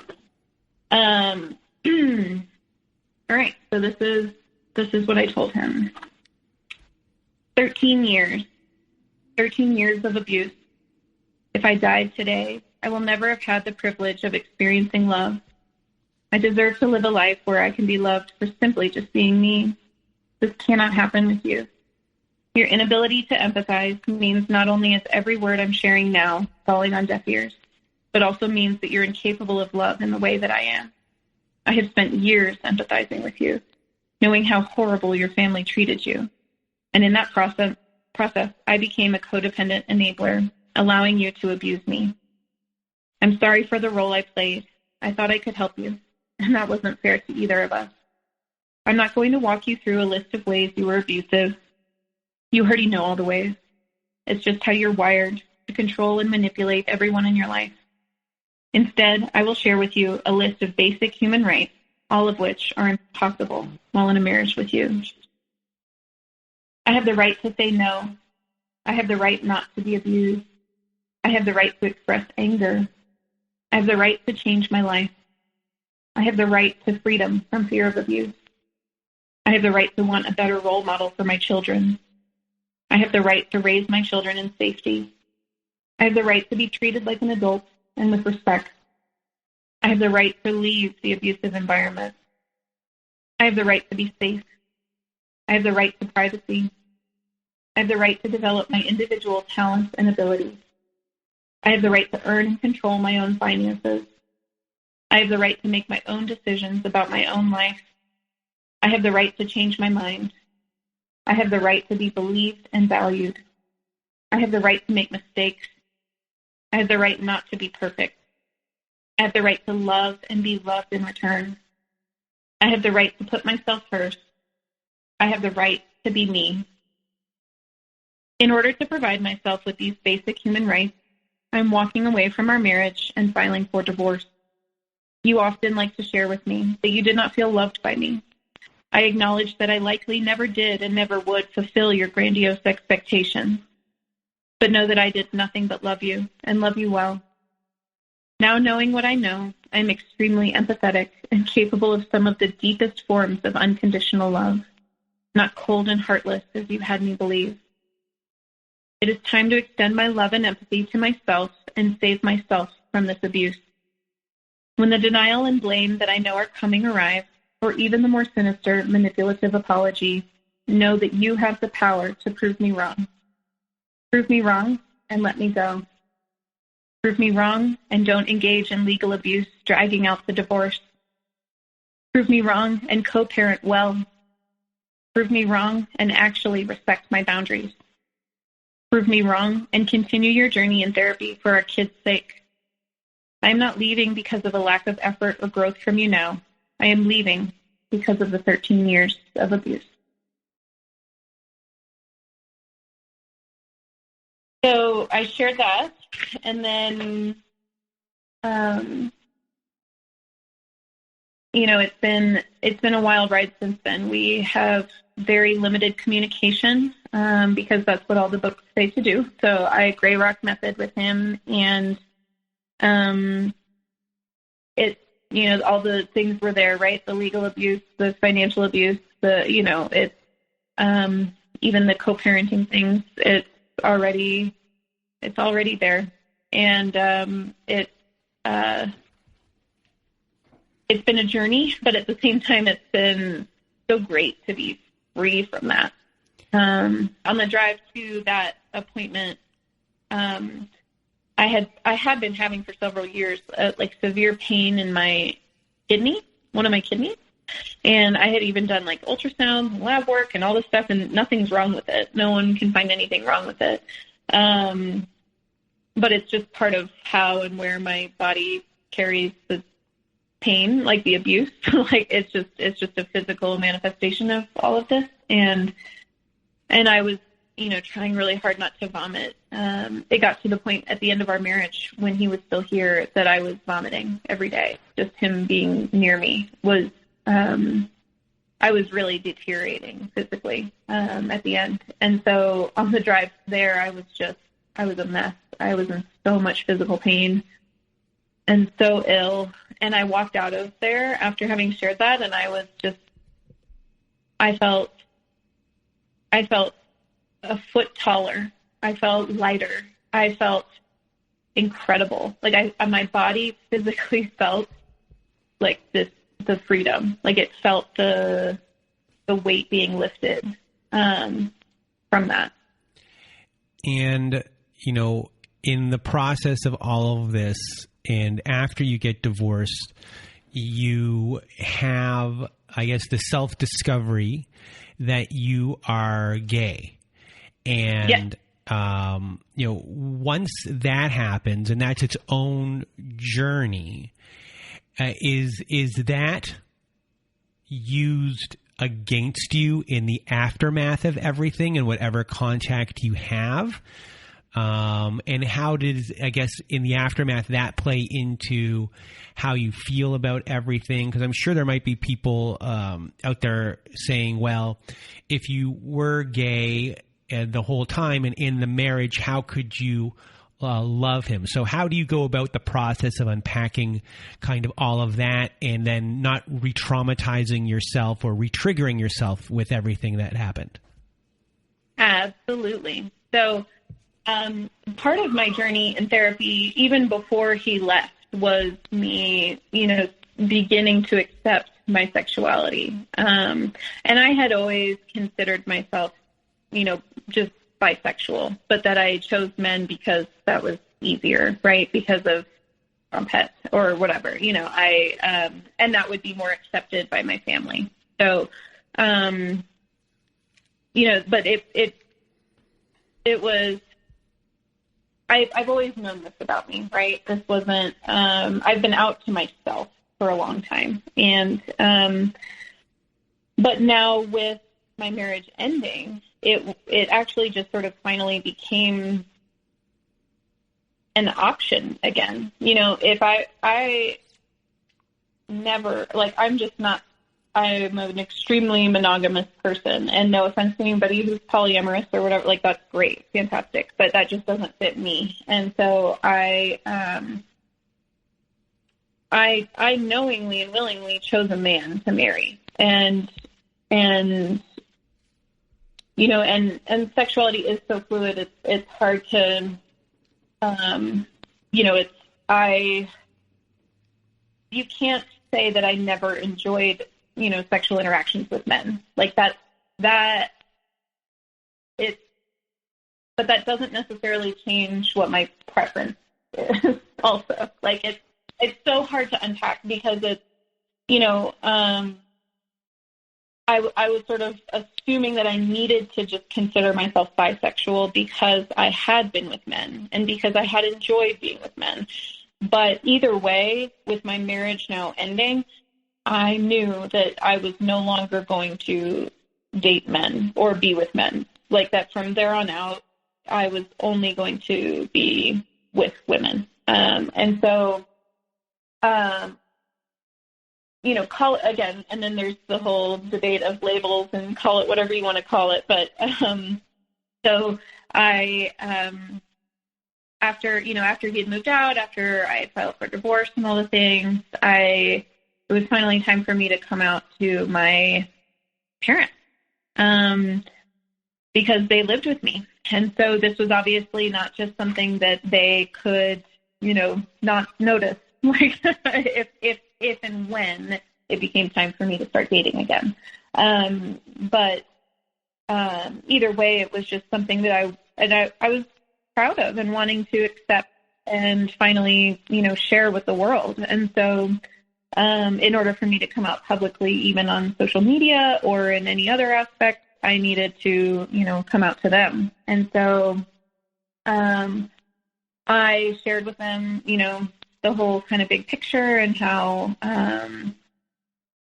that, what my dad said early on was like a very big moment of how he shared, I'm always here for you, just don't be a lesbian, essentially, and how formative that was. And but that a big piece of my journey out of this and what kept me in the abuse was that I was so deeply embedded in people pleasing, in the caretaking, the enabling, I was so worried what everyone else thought instead of just being true to myself and listening to me and what I wanted. And so if I'm unraveling that, if I already am pulling that thread, right, and I'm already getting a divorce, which is already a big no-no, right, then to me it was sort of like, well, I'm not going to pull all the thread and leave this here. So it was sort of rip the Band-Aid off, I guess, so to speak. My dad was very accepting and, apologized for what he had said in the past. And that I think he said, I don't care if you're green or gay, I'll love you no matter what, my mom was just, she started diving into what the Bible says about marriage and how God designed marriage and just like how deeply she's so embedded in purity culture even.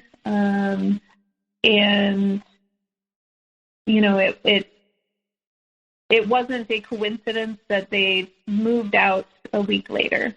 We'll just say that. So with my family, though, like part of that toxic structure is we just don't talk about things, right? So it wasn't, we're moving out because you're gay. That is why they moved out. But we would never admit that. We would never talk about that. It would never be this. If ever there was a time when I needed my parents' support, it was in leaving my abusive marriage and trying to raise 3 children on my own and trying to financially support myself and my children for the first time. And, there's so much that they could have sort of offered and could have been there to help with. But I knew that's that's how and why you stay in the closet for 30 something years, right? Is you know that their response isn't going to be what you want. And so I knew what I was risking in coming out to them. And so to say that our relationship is strained would be an understatement. But it's been, I'm also really grateful for that piece of it because it's helped me come to those bigger realizations too about just the level of toxicity in my upbringing, and even the amount of narcissistic abuse in my childhood, and why I was so primed for it and why it felt so normal to me for so long in my marriage. And I read the book, Will I Ever Be Good Enough?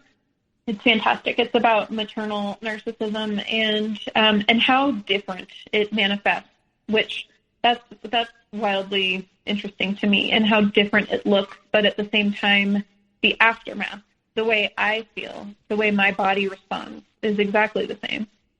And it's been a long journey. So, but coming up to them at this, while it was, a very life-altering moment in just even my immediate day-to-day, right? I suddenly was alone and raising my kids on my own and, doing all of that. It was still just so freeing and so amazing to just be finally able to fully accept myself. And in that process of, publicly telling people about the divorce and then publicly coming out, yes, there was a lot of kickback of like, oh, well, the abuse probably didn't happen, right? Like I made all that up and it's just because I was gay that all of this existed, or, like it added this extra layer of gaslighting to my leaving process of, instead of, everyone really seeing the picture of how it's all so closely tied together, right? Like I had been gaslighting myself my whole life because of my sexuality. And so I stayed in the closet, right? And that I am capable of loving, a man, and that I chose that marriage, and I openly chose that. And I would have stayed, just a closeted bisexual, for the rest of my life if our marriage had been different. And, but what I think the biggest realization is that, yes, I left because of the abuse, but I actually should have left because of my sexuality. Like I actually, that was enough reason right there to love myself well and to, actually listen to what I wanted and needed. And, it's been a year. It's been a wild ride, so to say. But it's, self-discovery is probably an understatement there. But it's been, part of it is so good, right? That journey out of narcissistic abuse. Part of it is like, oh my gosh, I'm free of this. And then part of it is realizing how permanently ingrained a lot of it is. And how, especially with CPTSD, like realizing that the majority of my personality is essentially a trauma response, like my extreme independence and my sense of humor and my, there's a million things about me that are literally just in response to the trauma that I've endured in my life, and that I will always be facing and battling this, this inner war. But now knowing that I have the help that I need and that I'm, seeing professionals and I'm, on medication and I'm able to just journey through that in a much more supportive way, if that makes any sense. So if you have words of wisdom or words of advice for people going through the same thing, what would you tell them?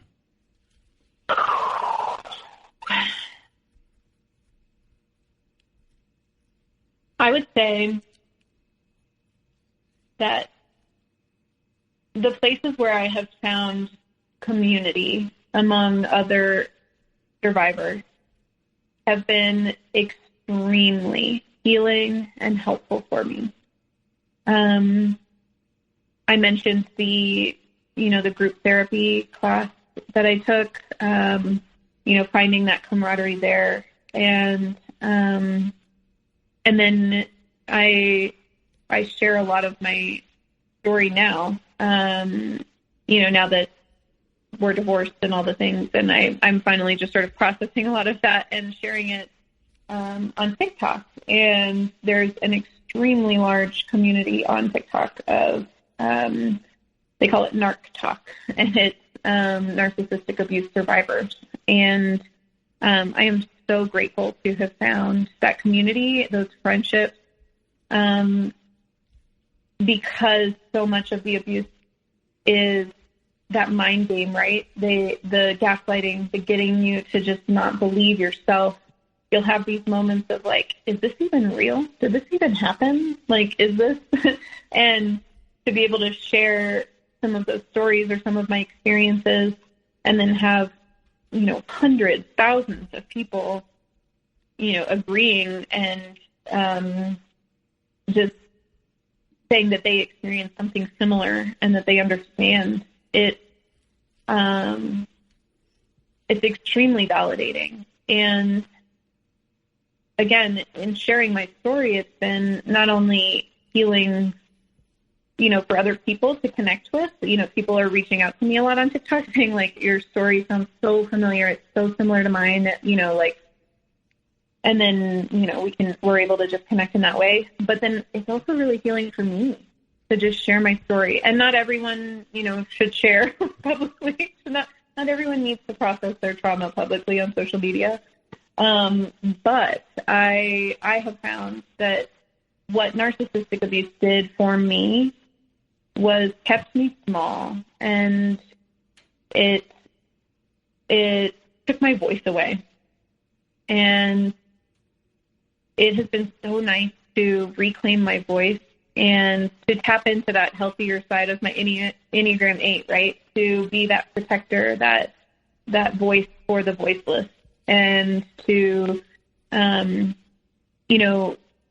just be able to share what I experienced and hope that somewhere that my story can just help someone through that time, because getting out of a relationship with a narcissist is the hardest thing I have ever done, ever.